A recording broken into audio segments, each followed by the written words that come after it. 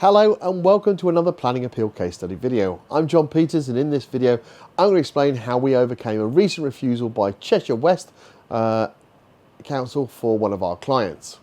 This planning appeal was to overcome the refusal for a proposed wall at the front of the property that was refused by the local authority, Cheshire West Planning Department. Our client was initially booked in for a free no obligation consultation to run through the refusal reasons that had been used by Cheshire West and to evaluate if an appeal was viable and if an alternative option would be best suited. The free no obligation consultation assessment, which found that this case was viable for appeal to the Planning Inspectorate, taking the decision process away from Cheshire West Planning Department. This case was refused by Cheshire West for the following reasons. Given its scale, it is considered that the wall appears to be out of keeping with the surrounding street scene, and the results in its prominent build form visible from the wider area due to the materials being out of keeping with the surrounding material palette. The planning inspector in this case identified the main reason for this case was the effect of the proposal on the character and appearance of the street scene. The inspector stated the following in the appeal decision.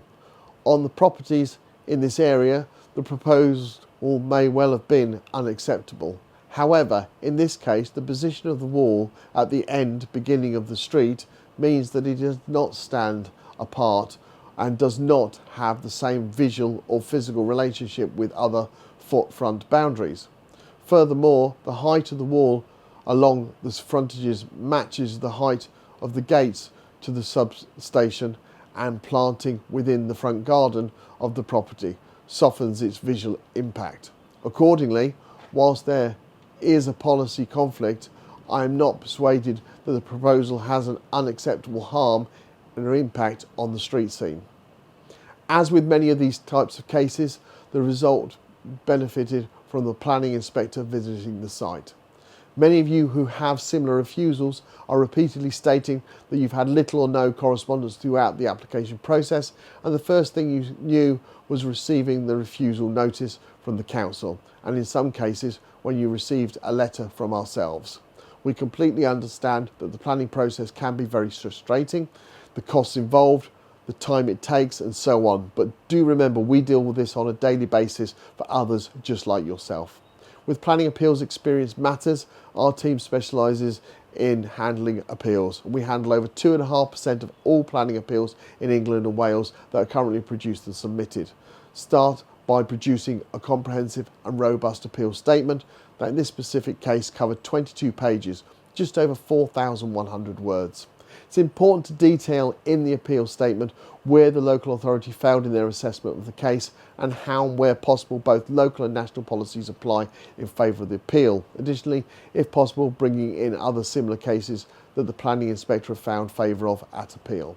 Obviously, with the back catalogue we have of wins, we're able to use these cases and what the inspector said in them as an additional argument to support the case we're working on. Once an appeal statement is completed, we send the document to our client asking them to check that they're happy for us to submit the case. If we need to add any additional information that the client may have forgotten to previously supply, it's done at this point and then the case is submitted. It is vitally important that all documents and responses are submitted on time throughout the process, as failure to do so will result in an appeal not being successful, something we hear about often when people attempt an appeal for the first time themselves. Always ensure you use a professional who has considerable experience of appeals.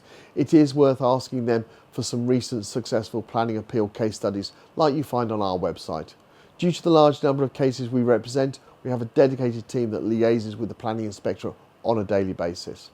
For this appeal, an independent planning inspector from the Planning Inspectorate visited the site on the 2nd of January, and we're pleased to confirm the appeal was upheld and the permission granted on the 28th of January in a 2-page appeal decision notice. If you'd like to find out if we can help you with your planning appeal, complete our online form on our website www.planningappealsuk.com, and our new case support team will arrange for a free no obligation consultation with one of our planning appeal assessment professionals.